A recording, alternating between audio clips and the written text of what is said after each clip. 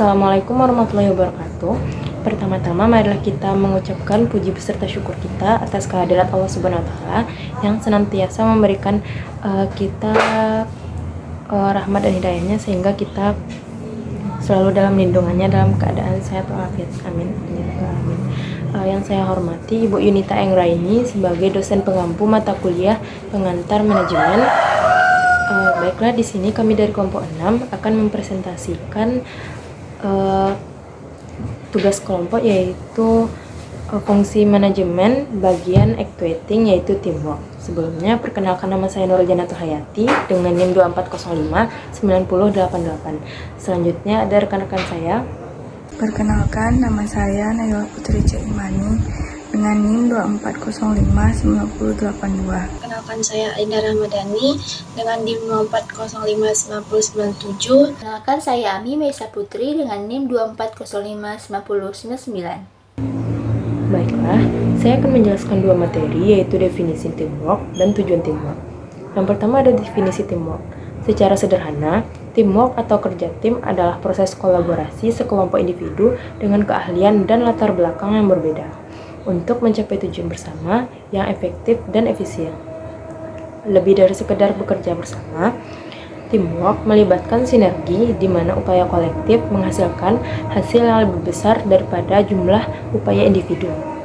Berarti bahwa ketika sebuah tim bekerja sama dengan baik, output atau pencapaian mereka akan melampaui apa yang bisa dicapai jika setiap individu bekerja sendiri-sendiri dan kemudian hasilnya dijumlahkan. Yang kedua ada tujuan teamwork. Teamwork memiliki 7 tujuan utama yang akan dicapai, yaitu yang pertama ada mencapai tujuan bersama secara efektif dan efisien. Adalah mencapai tujuan paling mendasar dari teamwork, yaitu memastikan bahwa tim dapat mencapai target atau sasaran yang telah ditetapkan dengan menggunakan sumber daya secara optimal dan dalam waktu yang ditentukan. Yang kedua ada meningkatkan produktivitas dan kualitas hasil kerja. Dengan adanya kolaborasi, anggota tim dapat melengkapi berbagi ide dan memeriksa pekerjaan satu sama lain, yang akhirnya dapat meningkatkan kuantitas output dan juga kualitas dari hasil pekerjaan.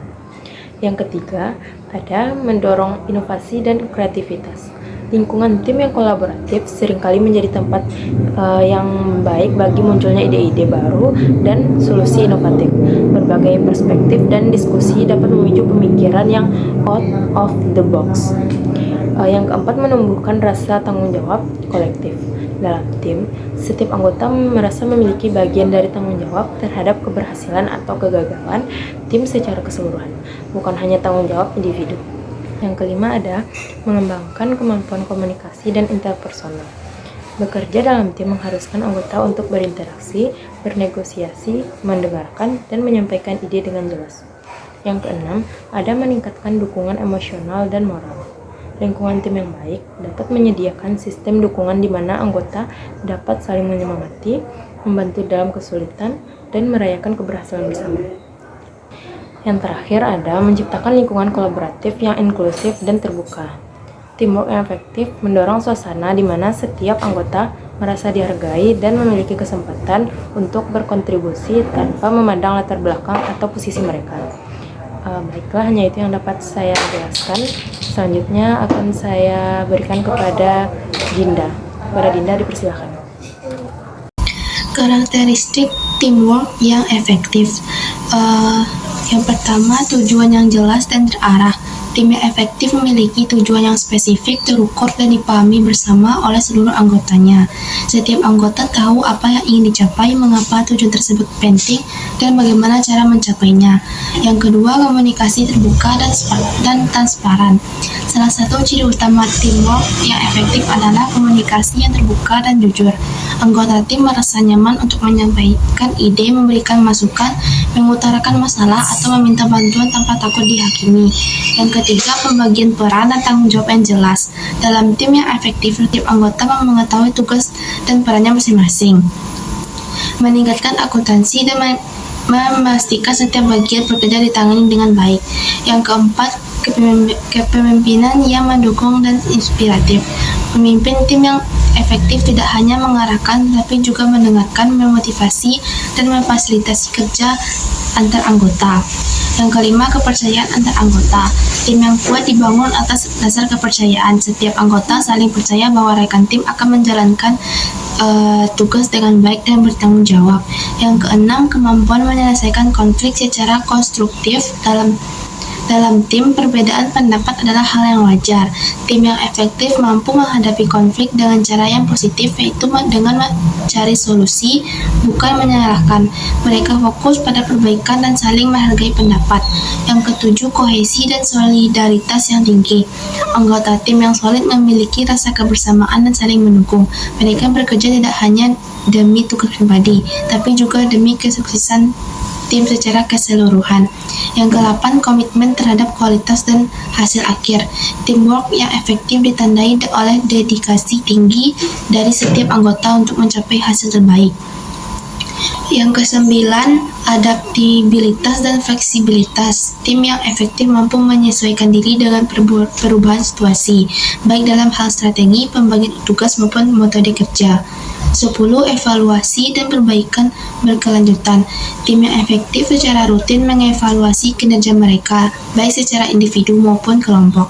Mereka terbuka terhadap umpan balik dan menggunakan pengalaman sebelumnya untuk memperbaiki proses kerja di masa depan. Selanjutnya yaitu jenis-jenis teamwork. Yang pertama, tim fungsional merupakan tim yang dibentuk dalam suatu departemen atau fungsi kerja yang sama, seperti tim pemasaran, tim keuangan, atau tim produksi. Yang kedua yaitu tim proyek, dibentuk untuk mengerjakan tugas atau proyek tertentu dalam jangka waktu terbatas. Yang ketiga yaitu tim lintas fungsi, beranggotakan individu dari berbagai latar belakang, keahlian, atau departemen yang berbeda, diperlukan untuk menyelesaikan masalah yang kompleks dan membutuhkan perspektif yang beragam. Yang keempat yaitu tim virtual, tim yang beranggotanya bekerja dari lokasi yang berbeda dan berkomunikasi secara online melalui teknologi digital. Yang kelima yaitu tim mandiri, tim ini bertanggung jawab penuh atas pengelolaan pekerjaan mereka sendiri, termasuk pembagian tugas, penjadwalan, dan pengambilan keputusan. Yang keenam yaitu tim sementara, dibentuk untuk menangani situasi tertentu yang mendesak atau kritis, atau penyelesaian krisis atau masalah organisasi. Yang ketujuh yaitu tim kepemimpinan, terdiri dari manajer tingkat atas atau pimpinan unit yang bekerja sama untuk mengembangkan strategi dan pengambilan keputusan besar. Yang delapan yaitu tim kreatif, fokus pada pengembangan ide, inovasi, dan konsep baru seperti tim periklanan, desain, atau pengembangan produk. Baiklah, saya akan membahas manfaat dan hambatan teamwork. Untuk manfaat, teamwork meningkatkan efisiensi dan produktivitas kerja, karena tugas dapat dibagi sesuai dengan keahlian masing-masing anggota. Selain itu, teamwork juga mendorong terciptanya ide-ide baru melalui diskusi dan kolaborasi, sehingga menghasilkan solusi yang lebih kreatif dan inovatif. Teamwork juga memperkuat hubungan sosial antara anggota, membangun rasa saling percaya, dan meningkatkan kemampuan komunikasi. Dalam jangka panjang, teamwork membantu individu mengembangkan keterampilan interpersonal dan kepemimpinan yang sangat berguna di berbagai situasi kehidupan. Untuk hambatan dalam teamwork, diantaranya yang pertama, ada kurangnya komunikasi yang efektif. Komunikasi yang buruk atau tidak efektif dapat menyebabkan kesalahpahaman dan kebingungan peran serta tugas dalam tim. Yang kedua, ada perbedaan kepribadian dan gaya kerja. Setiap individu memiliki gaya kerja dan kepribadian yang berbeda. Perbedaan ini bisa menjadi hambatan ketika anggota tim sulit untuk beradaptasi dengan cara kerja satu sama lain. Yang ketiga, ada kurangnya kepercayaan antar anggota tim. Kepercayaan adalah fondasi utama dari tim yang efektif. Jika anggota tim tidak saling percaya, baik dalam kemampuan maupun komitmen mereka, maka akan sulit untuk bekerja sama dengan baik. Yang keempat, ada perbedaan tujuan dan prioritas. Jika anggota tim memiliki tujuan atau prioritas yang tidak selaras, maka kolaborasi akan terganggu. Misalnya, beberapa anggota mungkin lebih fokus pada pencapaian hasil dalam waktu cepat, sementara yang lain mementingkan kualitas. Ketidaksepakatan ini bisa menurunkan efisiensi tim dan memperlambat kemajuan. Baik, yang kelima, ada pengambilan keputusan yang tidak efektif. Dalam beberapa tim, pengambilan keputusan bisa menjadi proses yang lambat atau tidak efisien karena ketidaksepakatan atau terlalu banyak pertimbangan. Ketika tidak ada pemimpin yang tegas atau tidak memiliki metode yang jelas untuk membuat keputusan, hal ini bisa menyebabkan kebingungan arah dan tujuan serta memperlambat kemajuan. Yang keenam, ada kurangnya pembagian tugas yang jelas. Yang ketujuh, ada terlalu banyak anggota dalam tim. Yang kedelapan, ada dominasi anggota tertentu. Yang kesembilan, adanya perbedaan budaya nilai. Yang kesepuluh, ada motivasi yang tidak merata. Saya akan menjelaskan materi tentang cara meningkatkan efektivitas teamwork, studi kasus, dan kesimpulan. Cara meningkatkan efektivitas teamwork. 1. Membangun komunikasi yang terbuka dan jelas. Komunikasi adalah fondasi utama dari teamwork yang efektif. Untuk meningkatkan efektivitas tim, penting bagi setiap anggota untuk berkomunikasi secara terbuka, jujur, dan jelas. 2. Menetapkan tujuan bersama yang spesifik dan terukur. Tim yang efektif harus memiliki tujuan yang sama dan dipahami bersama. Tujuan tersebut harus spesifik, realistis, terukur, dan memiliki tenggat waktu yang jelas. Ketika seluruh anggota memahami arah yang dituju dan merasa terlibat dalam perumusannya, mereka akan lebih termotivasi dan bertanggung jawab terhadap hasilnya. 3. Membagi tugas sesuai dengan keahlian dan kekuatan anggota. Setiap anggota memiliki keahlian, bakat, dan potensi yang berbeda-beda. Untuk meningkatkan efektivitas kerja tim, penting untuk membagi tugas secara adil dan sesuai dengan kompetensi masing-masing. 4. Membangun kepercayaan dan rasa hormat antar anggota. Kepercayaan merupakan elemen kunci dalam teamwork yang efektif. Untuk membangunnya, diperlukan sikap saling menghormati, menghargai perbedaan, dan menjaga integritas.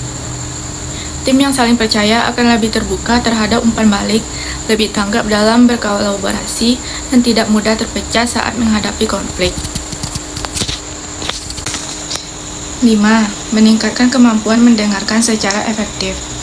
Efektivitas teamwork tidak hanya bergantung pada seberapa baik seseorang berbicara, tetapi juga seberapa baik mereka mendengarkan. 6. Menumbuhkan budaya saling mendukung dan tanggung jawab bersama. Tim yang efektif adalah tim yang saling mendukung. Ketika satu anggota mengalami kesulitan, anggota lain siap membantu tanpa diminta. 7. Mengelola konflik dengan bijaksana dan konstruktif. Konflik adalah hal yang wajar dalam kerja tim, terutama ketika terdapat perbedaan ide atau pendekatan. Yang penting adalah bagaimana konflik tersebut dikelola. Konflik harus diselesaikan secara terbuka, profesional, dan dengan fokus pada solusi, bukan menyalahkan. Tim yang dapat mengelola konflik secara konstruktif akan tumbuh menjadi lebih dewasa dan tangguh.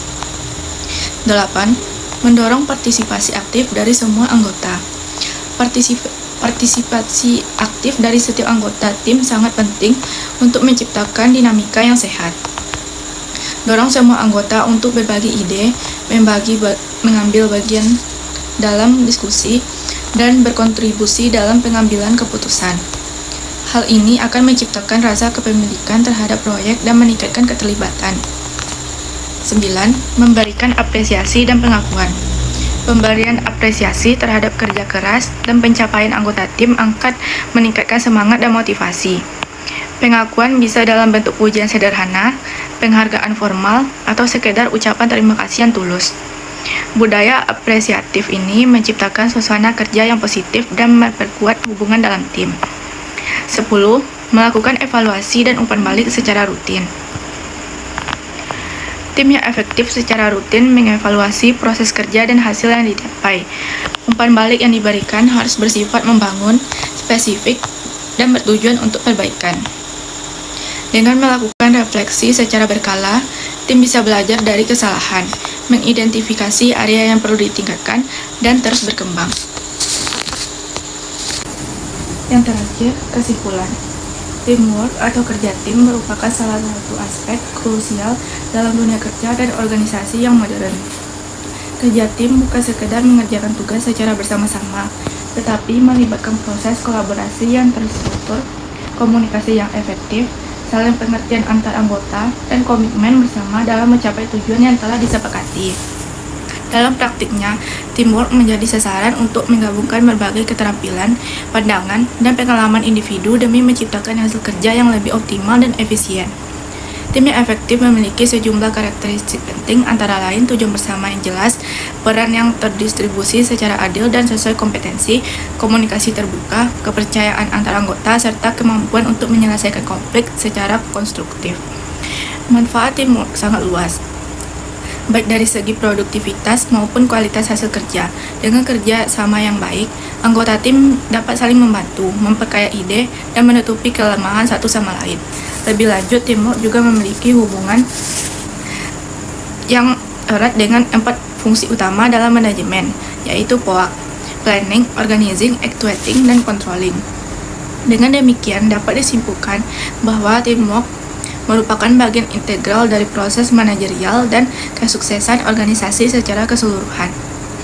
Organisasi atau kelompok kerja yang mampu membangun dan mempertahankan kerja tim yang solid akan memiliki daya saing yang lebih tinggi, kemampuan adaptasi yang lebih baik, serta suasana kerja yang lebih positif.